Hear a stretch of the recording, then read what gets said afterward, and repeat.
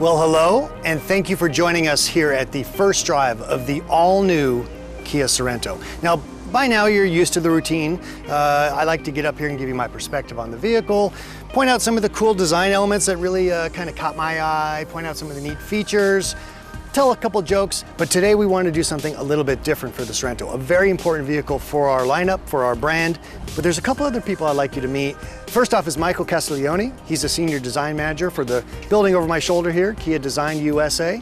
And Mark Savino, product strategy manager with all of us over at the KMA side of things. Gentlemen, thank you so much for being here. You know, this is kind of fun for me. I'm actually going to throw the ball over to them. So, obviously, you're the designer. You're all about making a piece of metal get emotion, but the face is really where the emotion begins. So let's talk about that a little bit. I'll ask as directly as I can. Why? Well, we at Kia Design, we're always challenging ourselves to come up with new and creative ways to express our tiger face, which is our signature to the front end.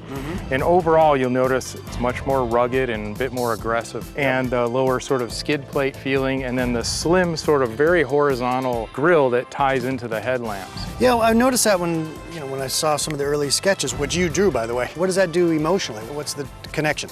Well, the emotional connection is to try and make this a bit more sporty and sort of nimble looking. Nimble, okay, that's good. Why don't we slide around from the emotional front and pick up some of the cool stuff on the sides? Cool. All right, Michael, so we've established the front end. It's got that, that new kind of look that it's Kia, but it's different. What about the side really works for you? Well, if you notice, it's very sleek in side view, which was intentional, and it's really set off by this crease line that runs all the way around the front to the back. Yeah. Well, we eventually sort of pulled it down in the rear, which made it feel really elegant, but then there's a strong direction with the bottom of the window graphic that gives the car direction. And these triangular shapes, which is set off by this shark fin, you can see picked up a lot, especially on the body side. You can see it in this overall window shape. You can see it in the rear spoiler area, it's in the tail lamp. And these triangular pieces, I mean, even here in the wheel, they're kind of thrown all around the car to help it feel harmonious. I think to somebody who's not a designer, it gives a sense of like you really thought through the details. Yeah, exactly. With design, we can communicate those kind of things, you know. We're also really proud of how bold the fenders are on this because it gives it kind of a planted stance and it makes it look more stable. Speaking of stable, let's get around to the back here. Sure. This is a view that I personally think is super important for designs. We wanted something that was very unique and sort of stood out. Really proud of the vertical tail lamps. It's something that's really unique, and I'm really proud of how that arcing, crisp line comes down the body side through the top of the tail lamp and connects all the way to the license plate opening in a really nice, elegant form. Another thing I think is really interesting on the rear is the hidden wiper in the rear. Exactly. We pay a lot of attention to every detail. Now, I'm going to ask the business guy here, Mr. Savino, to come back from product planning, and let's talk a little bit about the trim level strategy and how it all comes together. So what we have here, obviously, is the X-Line. So the X-Line is the first SUV with X-Line trim from Kia, and it's the first X-Line that has a standard all-wheel drive. Definitely you could see this big bridge type roof rack, really chunky, really capable. And then there's also a bunch of cool trim. So some of these matte details, like even those 20-inch wheels that you're standing right by, those are unique to X-Line in terms of the dark hyper silver finish, and other parts of the vehicle kind of are all matching, so it has a sort of a cohesive look. So from here we have the SX. That's right. So SX actually is a completely different personality. So that one is a lot more like style, street kind of look. So all the stuff that's that sort of matte look on the rugged X-Line now becomes gloss black. So like around the windows, some of these details around the wheel arches, the grille, even these wheels actually go from matte to a gloss black look. Excellent. Yeah. And then the last member of the family, so to speak, is the turbo hybrid. So everything around the windows, the opening is now satin chrome. Okay. And all the detailing on the exterior satin chrome. Of course, it will have unique hybrid wheels and other, hybrid-specific design elements. So it's kind of like a family of three. Fantastic. Yeah. All right, Mark. So we've established that the turbo hybrid looks cool, but what's going on with this powertrain? It's unique because it has both a turbo and a hybrid, meaning the batteries, right? So those batteries give you that instantaneous feeling. Right off the line, instant torque. But then the turbo kicks in when the revs move up, and then you have more power coming in.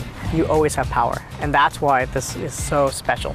So I'm assuming that this all-new N3 platform is the reason you can have this electrifying news.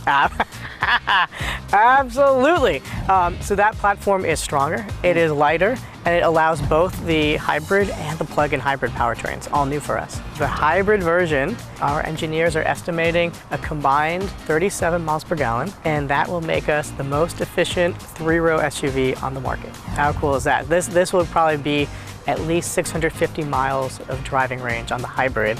You know, let's talk about the base engine, the 2.5. Sure. Because it's a lighter platform, does that allow us to have better fuel efficiency there too? So that is a 2.5 four-cylinder. It has more power than the outgoing Sorento, up to 191 horsepower. It has 2 miles per gallon better, more power, more fuel economy. Okay, so we've hit the turbo hybrid, Right. we've hit the standard engine, Yeah. but it's at SX. Oh, that's amazing. Okay.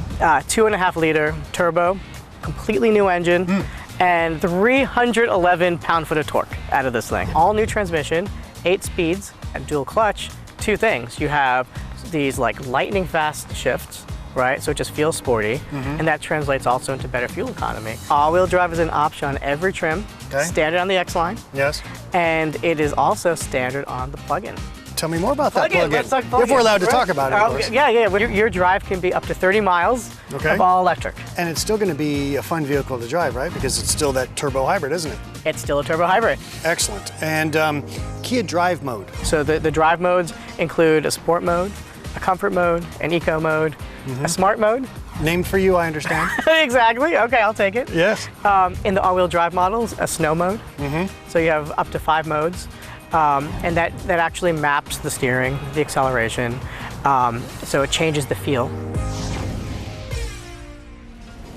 Let's talk about the inside.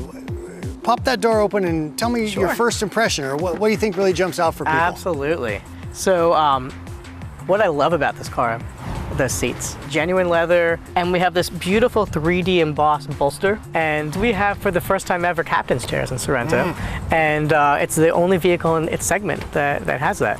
And then there's the screens. So on the top models, 12.3-inch fully digital TFT meter cluster, i.e. a big screen, plus a 10.25 navigation screen. So, and then the other thing I noticed is this huge pano roof. And the great thing with this one is it's available at just about every single trim level. What about some of the other tech? You have wireless charging, wireless CarPlay, and Android Auto.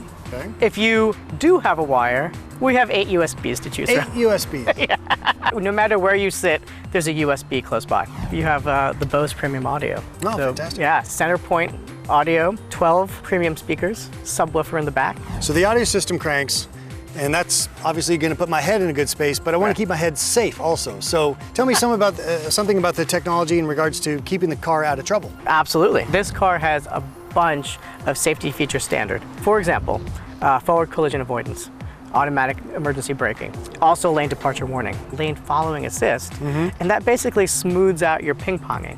And then we also added more safety things. So for example, we have what we call the rear occupant alert. And if it senses any movement in the back of the car, our system will warn you. All right, well, good. Well, product plan, you guys have done it again. So thanks for this excellent description of what's going on inside. I'm now going to talk to Michael and see why it looks the way it does. Sounds good. All right, thanks. So Michael, what was the goal for when you guys put together the interior look? The interior team came up with 2 key words, strength and luxury. And strength you'll see in the details on the ear vents, inspired by athletic weight. It also extends the full width of the instrument panel, giving it kind of a wide look. And in luxury, all the awesome features that Mark had mentioned earlier, the diamond tucked in the seats, and also there's this really cool detail on the instrument panel as well as the door panel, this sort of three-dimensional texture. We've talked about in the past how this is one vehicle cut 3 different ways. So from an interior design perspective, what are the elements that continue to deliver those personalities. Yeah, well, what's really cool about Sorento is there's so much variation. Yeah. For instance, this is the X line. It has an open pore simulated wood grain with the rust-colored leather seats. And in SX, you get a brushed aluminum with black leather seats. And in the Turbo Hybrid, you get metallic finish with gray leatherette seats. I don't think I've worked on a vehicle with as much variation in the models and those finishes as Sorento has. And you've worked on some pretty fascinating vehicles over your time, so that says a lot. You guys are doing great work, and we look forward to your next vehicles. Thank you very much.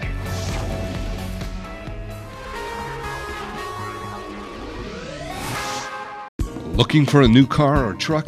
TheAutoChannel.com has the most complete and up-to-date pricing, vehicle specifications, and reviews.